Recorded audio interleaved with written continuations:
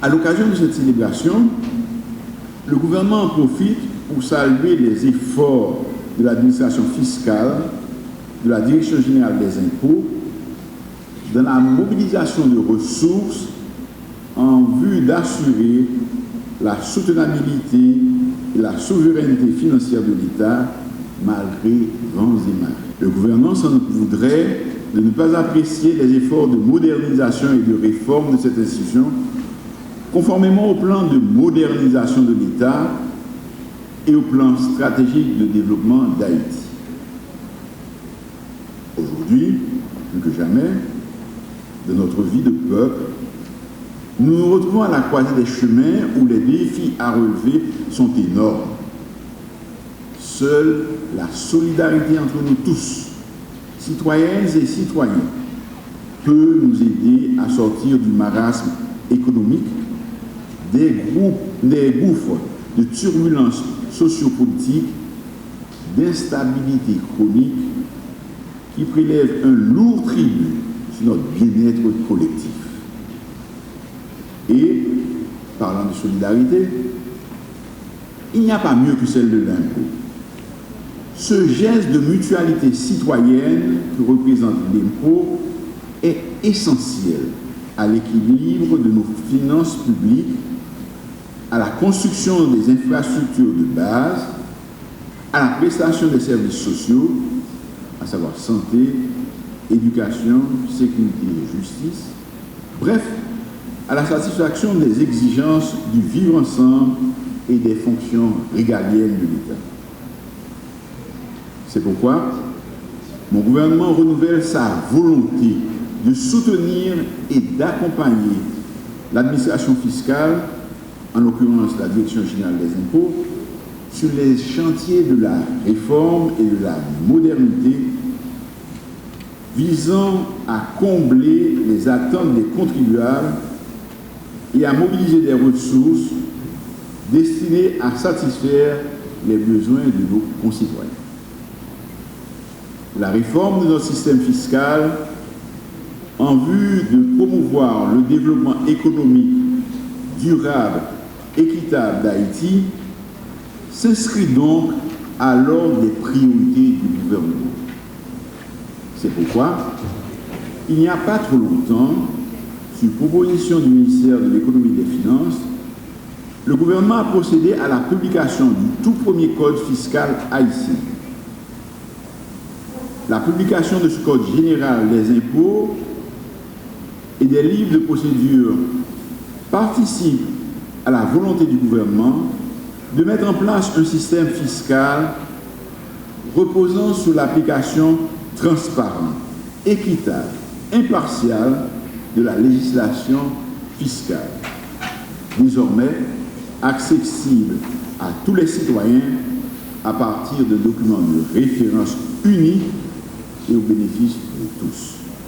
En dépit des efforts déjà conjugués à l'amélioration de la qualité des services publics, notamment ceux de l'administration fiscale, nous reconnaissons qu'il y a encore du chemin à parcourir pour atteindre le standard de performance comparable à l'échelle internationale et le niveau de satisfaction générale pour la population dans les régions les plus reculées du territoire national.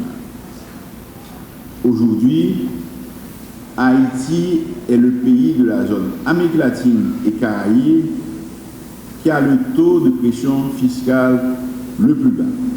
Le ministre des Finances vient de dire 6%.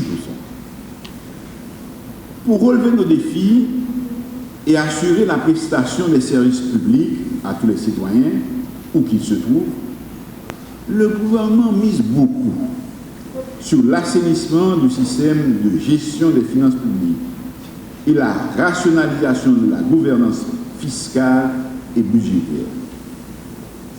Dans cette perspective, la DGI continuera à jouer son rôle hautement stratégique d'organisme de perception.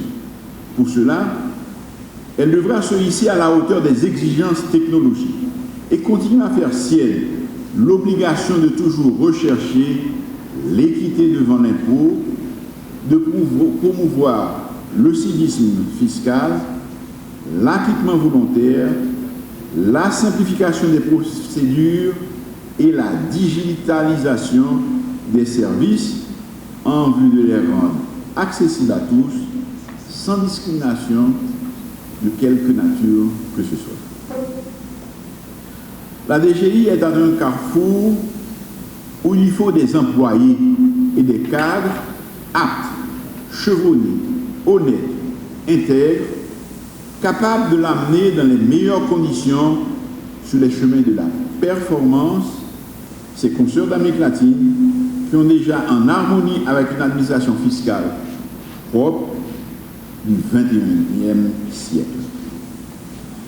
Il faut également rappeler sans cesse à nos cadres la nécessité à continuer de se former, d'être en phase avec l'évolution technologique qui accourt dans les administrations fiscales de l'hémisphère. Si vous ne voulez pas avancer sur les chemins du progrès, arboutez-vous, repensez au nouveau paradigme de la nouvelle gestion fiscale. En retour, nous sollicitons de vous encore plus de courtoisie et de probité, plus de politesse et de civilité dans vos rapports avec les usagers. N'oubliez pas que par-dessus tout, la ressource humaine est celle qui compte. Les plus beaux bâtiments à notre disposition. Tout cela ne vaudra rien si notre personnel n'a pas le savoir-faire nécessaire. Notre priorité, c'est l'humain. C'est à ce prix que la DGI passera sans heurts le cap du centenaire que lui donne sans cesse cette armée d'agents chevronnés, loyaux, incorruptibles, courtois, élégants, qui lui donne des raisons de continuer à accomplir sans fléchir sa mission cardinale dans le milieu. Au nom du gouvernement et en nom propre, nous souhaitons un joyeux 99e anniversaire à la Direction générale des impôts, à l'ensemble des cadres et agents. Que le nouveau centenaire qui s'en vient apporte du renouveau, du progrès à toute l'administration fiscale, toujours au service de la collectivité.